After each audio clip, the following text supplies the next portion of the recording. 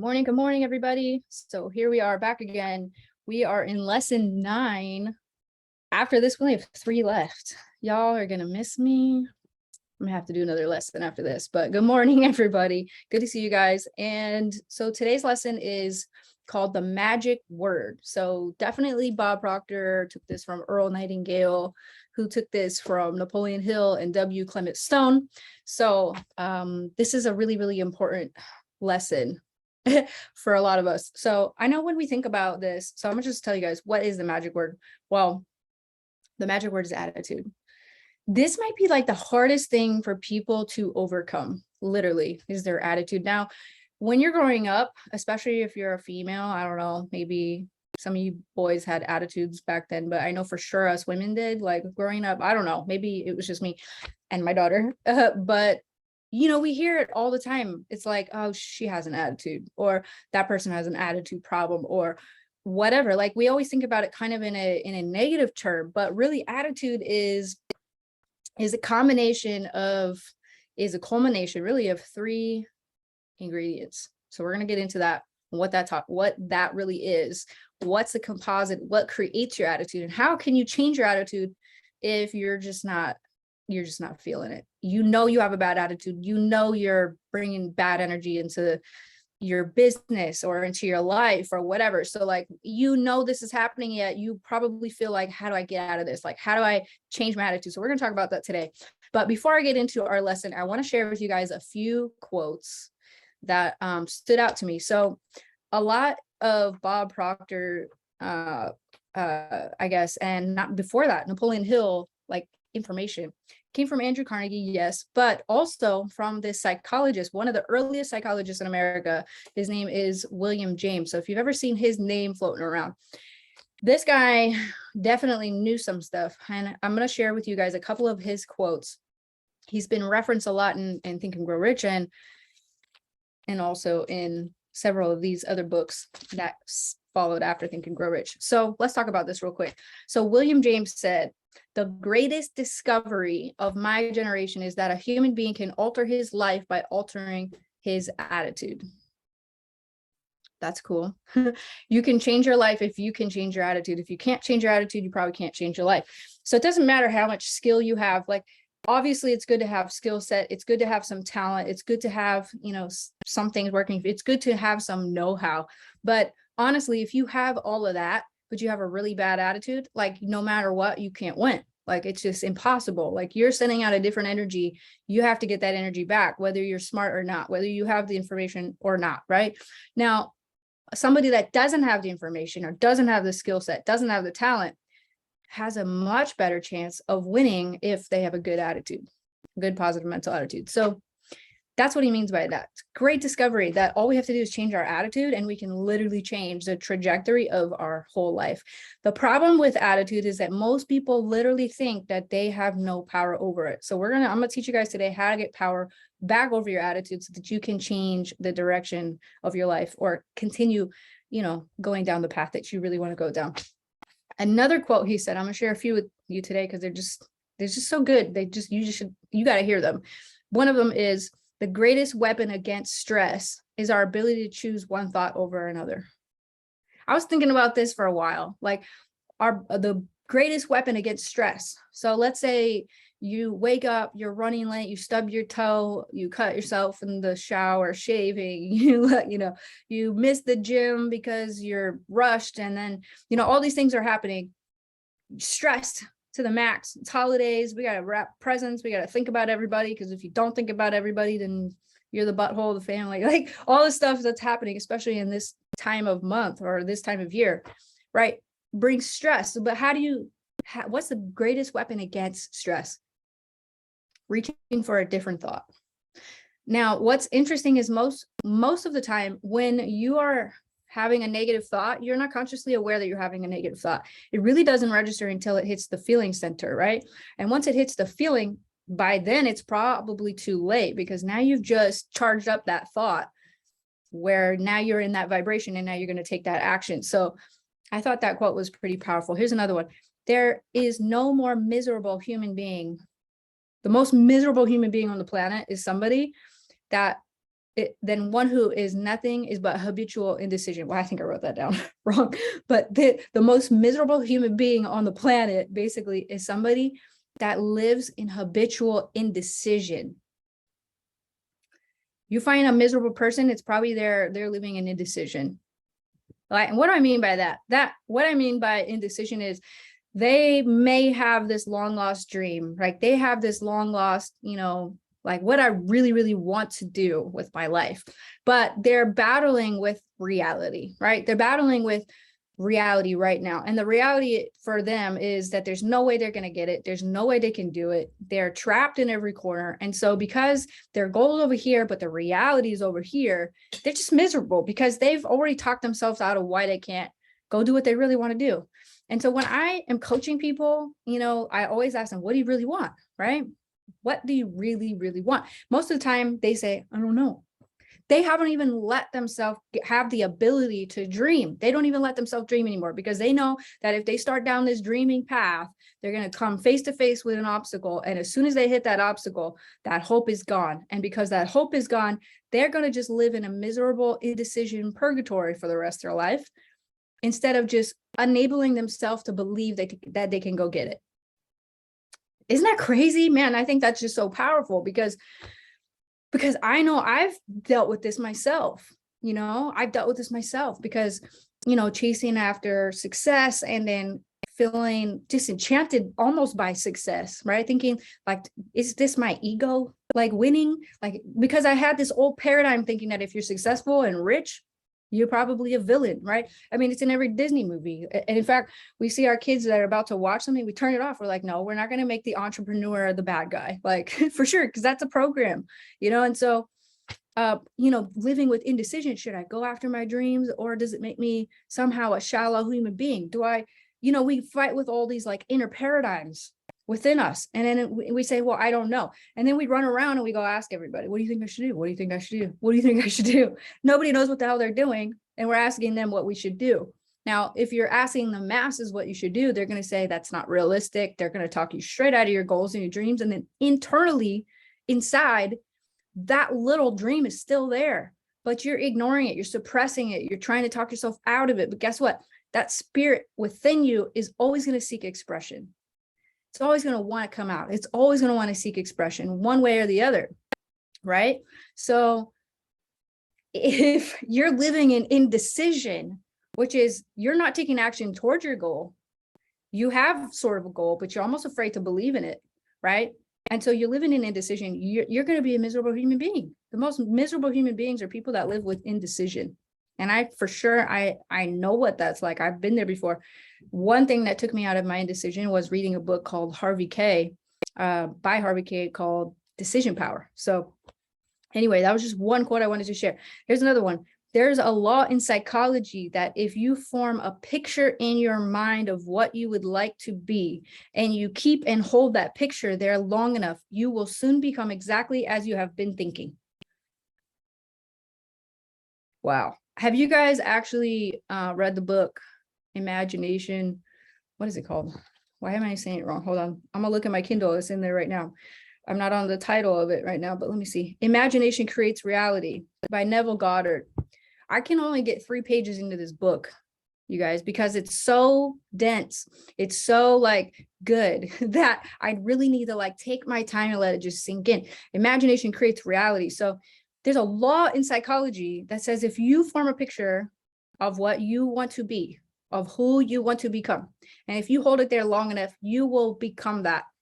That's law. Like you will become what you are thinking about. That's amazing. And that's also scary at the same time, because if you're holding a different picture in your mind unconsciously, right, because you're sucked into the 3 dimension of reality, you think this is it, then you're probably not consciously creating what you really want, right? Okay, here's another one. I posted this one on Facebook yesterday. Action seems to follow feeling. So let's talk about that for just a second. How many of you are like, I want to go to the gym, but I don't feel like it. I'm going to call 100 people, but I don't feel like it. I'm going to build my business during December, but I don't feel like it, right? We don't feel like it, so we don't do it, right? Our feeling dictates our action all the time. How do we get around that? Well, this is what this quote is talking about. Action seems to follow feeling, but really action and feeling go together.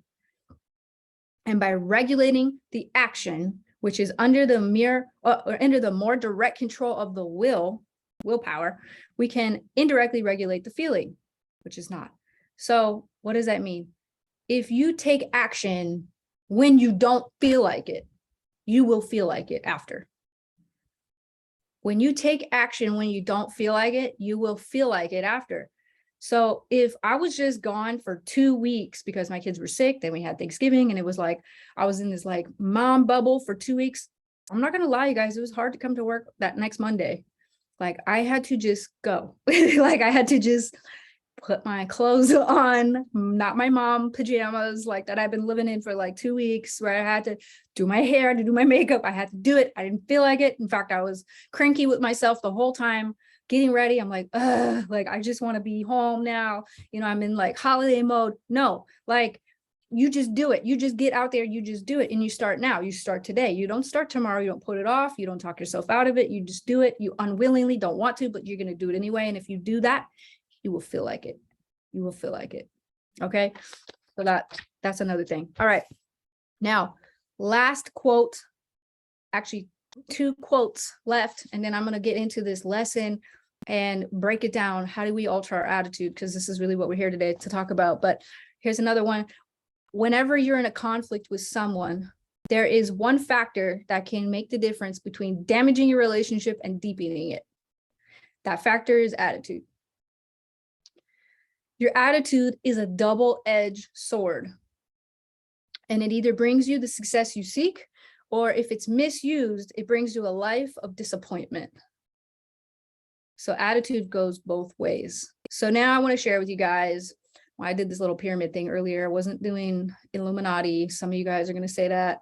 I wasn't doing that. I don't even know what that is, but imagine a pyramid for me for just a minute. Actually, I'll just draw you guys a picture. Let's just do that real quick. And I'm going to use my own little notebook. I'm not going to bring up my whiteboard. We're just going to do this old school, like we were in a classroom in the 90s. Hold on. I don't even know if they use paper now. Do they all have tablets? What's the deal? All right. Thoughts. What makes up our actions? This is what makes our attitude. Hold on. Actions. Here we go. I want you guys to write this down. If you have a piece of paper, write it down too. If you're in the car, replay this later. That's fine. Check this out. If you were to make a cake, you need eggs, you need flour, hopefully gluten-free flour. Okay, you need sugar, you need all the stuff, right? You wouldn't say, wow, you wouldn't eat a piece of cake and say, wow, that's really great sugar. Like, no, you probably wouldn't say that. You would say, this is really great cake, right? So when you look at somebody's attitude, or you look at your own attitude, this is the composite of your attitude. This is what creates your attitude. It's your thoughts, it's your feelings, and then it's your actions. So those 3 things is what create your attitude. So guess what? If you are in a bad attitude, it's because you have negative thoughts, which you have then internalized into negative feelings. You added feeling power to it. And then you have then taken action towards with your negative attitude. You've created that attitude. You created that vibe, right? Okay, so like one bad thing happens in your morning. That's your thought. Oh, I'm late. I'm running late, right? And then you start internalizing it. Oh my gosh, if I'm late, then what's going to happen to me? And you start imagining like, what are all the bad things that could happen because you're late, right? Okay. And then you start taking actions towards that. And your actions are literally, they happen because of your subconscious mind. Your actions happen because of your subconscious mind. Whatever has been planted in there, whatever you've internalized with your feeling and thoughts is the action you're going to take. You almost don't even have a choice. You're just going to take the action, automatically, which is why it's so important to program your subconscious mind with what you want, because if you don't, it's on default, you're just going to get what you're going to get, right? So if you got that negative thought and you then internalize it into a negative feeling, something bad happens. You have a circumstance in your life that you're witnessing right now. You internalize it. You add feeling to it. Now you're going to take actions as if those things are real. It's a self-fulfilling prophecy. That's how you get a bad attitude. That's also how you get a good attitude, right? So attitude is the cause and your results are the effect. So if you want to have a better attitude, well, there's a few things that we have to do. For one, we have to have the awareness that we're actually have negative thoughts right now, right? And this is not easy. Like, this definitely takes some practice. Like, you're not going to get it right every single time. You're going to go down a tailspin, and then you're going to have to catch yourself, and you're going to have to redirect yourself back to a higher positive feeling, or a better, better thought, really. Okay. But it begins in your conscious mind. So your thoughts that become in your conscious mind. This starts with your choice of thoughts. Now, most people don't feel like they have a choice of thoughts. Like, they have one bad thought, and then they have another bad thought, and then they group together, and then they're like, man, this, for instance, if you're watching the news, it's very easy, like, example here, like, if you're watching the news, which the whole purpose of the news is to gather up negative stories and then project it to you so that you feel some type of way, right? And then we all get riled up and we post on social media which side we're on, right?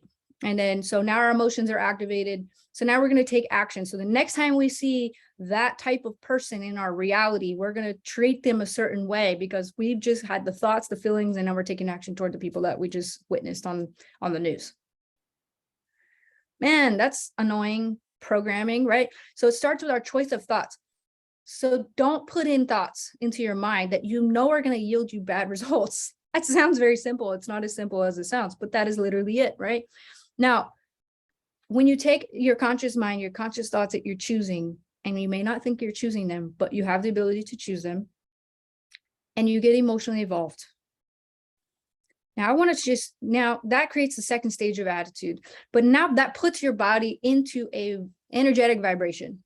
Now you have a whole vibe about you. If you've got bad thoughts and feelings, you are in a vibe. We can all feel it. Like, it's not a secret. Energy doesn't lie. We know. Or if you're in a good vibe, right? You don't even have to meet, like, when you meet somebody for the first time. I've had people say, like, meet me, and they're like, you just have good energy. I'm like, I don't always have good energy, but thank you for meeting me on a day I have good energy. Because you're in a vibration, right? It's a whole vibe that you're creating. And then what happens after you're in that vibration? You're expressing that into your action. Express that into action. So because this pyramid is kind of like a circle, right? I mean, they're all connected. How to disrupt the pattern is to take a different action. Take a different action against what you're thinking and feeling. That's the hardest thing in the world to do, right? It really is. But if you can do that, you can change the trajectory of everything that you're creating in your life. So here's the deal. Attitude is actually it's a reflection of a person. So what's going on inside is the reflection of what you see on the outside. And people say, oh, don't judge a book by its cover. But in this situation, yeah, because the outside is a reflection of the inside. Whatever's going on inside, you're expressing it on the outside. Okay, so how to alter your attitude? Well, here's a few things that I'm going to just leave with you guys today. And I don't like to keep these super long. I just like them to be super, dense with information that you can take into the world. So here's a few things I'm going to leave with you guys today. Number one, this is from Earl Nightingale, Napoleon Hill, W. Clement Stone. This is their formula and things that they're suggesting to have a good, positive mental attitude. Success through changing your attitude. Okay. This may be challenging for some of you, especially those of you who have teenagers. This might be a challenge for you. It's a challenge for me. But if you can do this, it will change your life. Okay. So here it is. Number one, treat every single person that you come in contact with as if they were the most important person in the world. Every person you come in contact with. I'm talking about people that don't even deserve it. Okay. They're a scumbag. Okay. But just treat everybody like they're the most important person in the world. Like, take the time, talk to them, listen, like, as if like you are meeting your celebrity, idol. I don't even know. You guys probably don't care about that, but I'm just saying, like, when I met Bob Proctor, I was like, for sure on my best behavior, like I was going to speak his language. You know what I'm saying? Like, he was the most important person in my world when I met him. So I was just very respectful and kind. I go home to my kids and I'm like, get your shoes off the couch. I'm different. Right. So like, but imagine if you treated your kids like you would have if you treated Bob Proctor, if you had met him, or whoever it is in your mind that you think is worthy of deserving this treatment. Treat everybody that way. Right. Treat every single person that way. I know we talk about this in this is the golden rule. Do unto others as you would like them to do unto you. Here's the deal. How you present yourself to the world, how you bring yourself into the world, how you act towards the people in your world is exactly what you're getting back. There's no way around it. It's literally a law. I told my son the other day, who's almost 17, I was like, karma's real. He's like, karma's not real. I was like, okay, let me say it a different way. The law of cause and effect is real. Okay. So whatever you're dishing out, you're getting back, and there's no way around that. So if you're dishing out to everybody in your world that they are the most important person on the planet, what do you think that's going to do for you? You're going to get something out of that. So here's the deal. Here's 3 reasons why this is important. Number 1 is, as far as everybody's concerned, they are the most important person in the world. It's true. I mean, everybody on the planet wants to feel important. They want to feel needed, and they want to feel appreciated. Every single person. And women, this is not a secret. You start to fight with your husband if you don't feel important, needed, or appreciated. Hands down, every time. Like, it's like science. Okay. So if like every person needs those things. And so if you're giving that to everybody that you come in contact with, your world is going to be pure magic. That's why they call it the magic word. Okay. So that's one reason. As far as everybody's concerned, they believe that they are the most important person. And number 2, it's how we should treat other people. It's just how we should just treat people that way. Right. Even if, here it is, even if we don't feel like it, this is the action piece. This is the action piece you have to build into a habit. If you build into a habit, it won't feel like fraudulent behavior anymore. Okay. It may feel like that at first. You may be like the grumpiest Grinch at this time of year. Maybe you had a loved one pass away or around the holidays. Now you're a cranky old person, like around the holidays from now on. Right. Like for me, like for sure, my birthday is like always a trigger. I always get annoyed on my birthday. I'm working on it, y'all. But listen, if you're going out being a Grinch, like you're going to get Grinchy stuff back to you, right? So here's number 3, why this is an important thing to do. By treating everybody this way, we're creating a habit, right? We're creating an actionable habit, an actionable habit, an important habit, right? So success is all about the habits that you keep. It's all about the habits that you get, right? And that you put into place in your life. Like you wake up, you make your coffee, you move into your routine, whatever those habits are, that is going to dictate the results you're getting in your life. So you want to build this into yourself as a habit. You want to build treating people this way as a habit. And if you do that, like you're going to think that you live in a magical world, like for sure. Okay. So I want to just share a couple things here. Our attitude at the beginning of a task will bring about its successful outcome. So when you're getting ready to go crush it in December, right? And we're at the beginning of a new month. This is the last day of the month now, right? We're getting ready to set our goals, set our mind for the next month, right? So your attitude towards this month is going to determine if it's a successful outcome or if it's going to be a failure outcome. So if your mindset going into December is nobody buys, network marketing slows down, everybody's on vacation, I just can't, there's no Black Friday. Like if that's what you're thinking, that's your attitude towards your business in December, that's what you're going to get, right? So you're not going to have a successful outcome. But if your attitude is different, like let's say your attitude is, it's a fresh start for people. We're laying the groundwork. We're planting the seeds for the harvest in January and spring. Like we're just getting everybody positioned. We're getting ready to take off. We're lighting some rockets. We're building fires. Okay. We're doing all that. If that's your attitude towards that month, then that you're going to have a successful month. Your attitude at the beginning of a task determines the outcome of it. The beginning, not in the middle, not like when you see some evidence of it working, now I'm going to be happy. No, the beginning of it, your first intent is what determines what's going to happen there. Okay. Number 2, our attitudes towards others determine their attitude towards us. Period. So you've ever seen a couple fighting? Like they're just waiting for one person to say something first. like, well, I didn't talk to you because you're not talking to me. Well, it's the heat before the fire. Like you have to light the fire. If you want fire in your business, you better get ready to light it. If you are not lighting that fire, if you're not going out building the desire within you, if you're not doing that, don't expect heat. Don't expect to be warm. Don't expect to have sales. Don't expect it if you're not going to do it. Your attitude towards others, your attitude towards your business, your attitude towards the people on your team are going to determine how they work with you and how they are going to either respect or not respect you. Okay. Number 3, before you can achieve the kind of life, this is probably the most important point I want to leave you guys with. Before you can achieve the kind of life you want,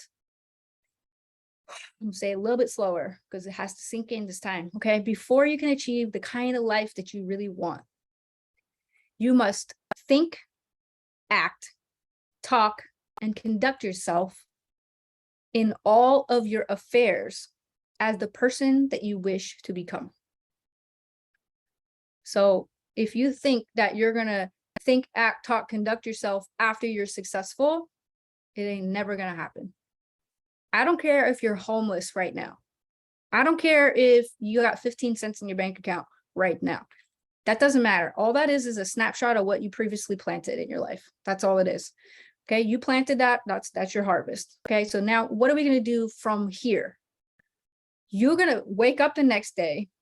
You're going to figure out a way to shave your beard. Okay, I'm just saying, you're going to figure out a way to clean up. Like, Josh has a beard. You guys are like, why do we have to shave? You don't have to shave. You're going to figure out a way to think, act, talk, and conduct yourself as the person you wish to become. It doesn't matter if you are that person yet in 3D. You need to be that person spiritually first. You got to identify with that person first. You have to conduct yourself as that person first. Now, in the book, Imagination Creates Reality, why I can only get 3 pages into this, right, is because it gives you instructions like the first 3 pages. And it basically says this, and I'm going to just paraphrase it for you because it's so important. It has to do with how we're going to harness our attitude for good, right? And it talks about mental rehearsal. Like, what are you imagining? Do you really let your mind wander? Do you really let yourself become the best version of yourself in your mind? Do you let yourself do that? You have to let yourself do that.